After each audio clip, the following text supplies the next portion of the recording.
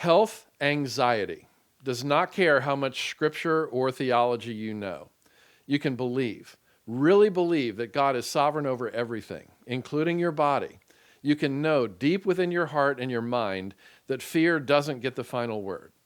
You've read the passages, all 365 of them, the ones that say, "Do not fear, and I am with you, and perfect love casts out fear."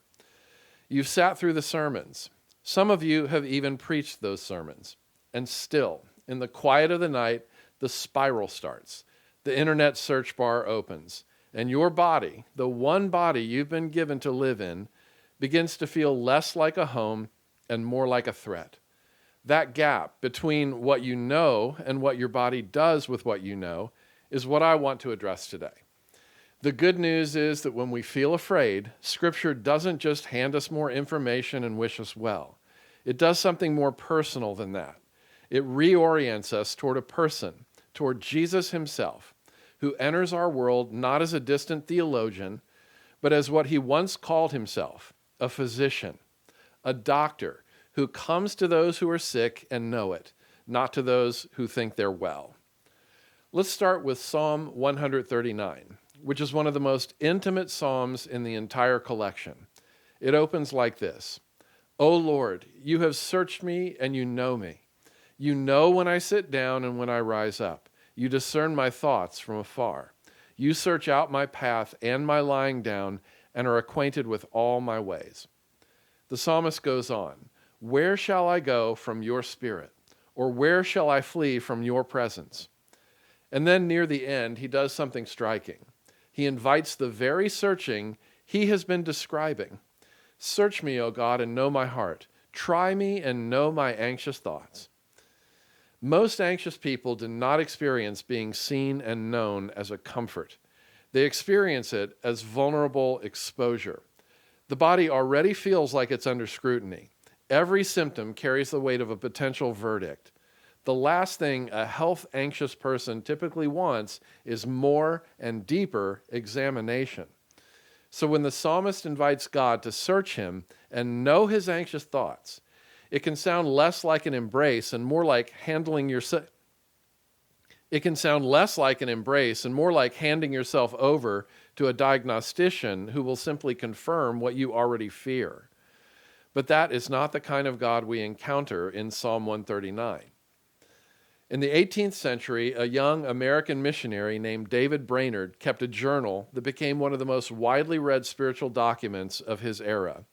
His friend and mentor, Jonathan Edwards, edited and published it after Brainerd's death in 1747, and it went on to shape the inner lives of generations of Christians, including missionaries William Carey, Jim Elliot, and Henry Martin. What makes the journal remarkable is not Brainerd's accomplishments, which were modest by most measures, but his honesty. He was chronically ill for most of his adult life, suffering from tuberculosis that left him exhausted, in pain, and frequently unable to work. He wrote about his body with unusual candor. The fear that shadowed every new symptom, the despair that settled in when the illness worsened, and the temptation to conclude that a body this unreliable made his life small and his existence a burden to others. But running alongside Brainerd's candid struggle was something else entirely. David Brainerd kept returning to prayer, not the triumphant kind of prayer, not the prayer of someone who had resolved the tension or found his way to the other side of it. He returned to God again and again with his fear still present, his body still unreliable, and the answers he craved still absent.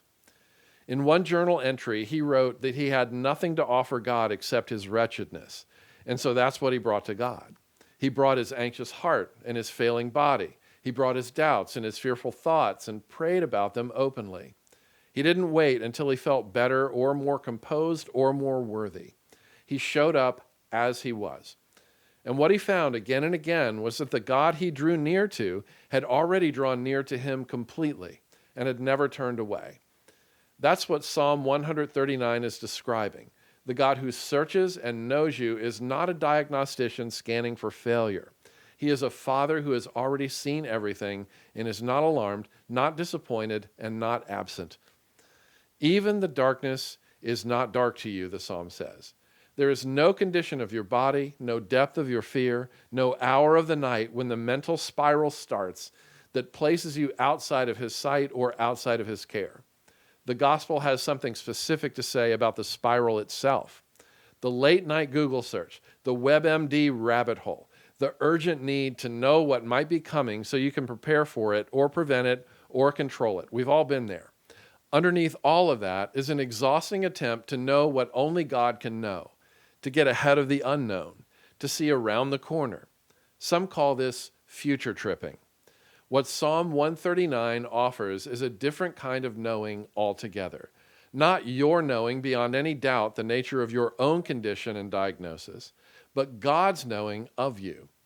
As the scripture tells us plainly, he knows what you need long before you ask him. Okay, it's time to wrap this up. Here's the reframe I promised at the beginning. Being fully known by God is not some sort of threatening exposure. It's protective shelter. The body that keeps alarming you, the fears you keep returning to in the night, the symptoms you've searched and researched, God already knows all of it.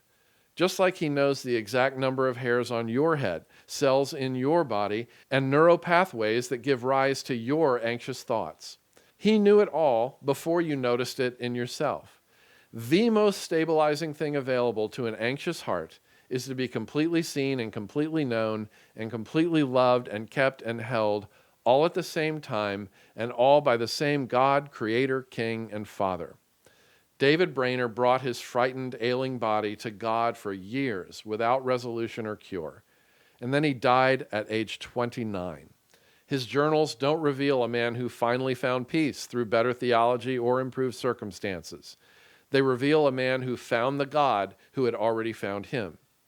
In the act of returning again and again to that God, Brainerd discovered a peace that no earthly physician could provide and no earthly diagnosis could take away.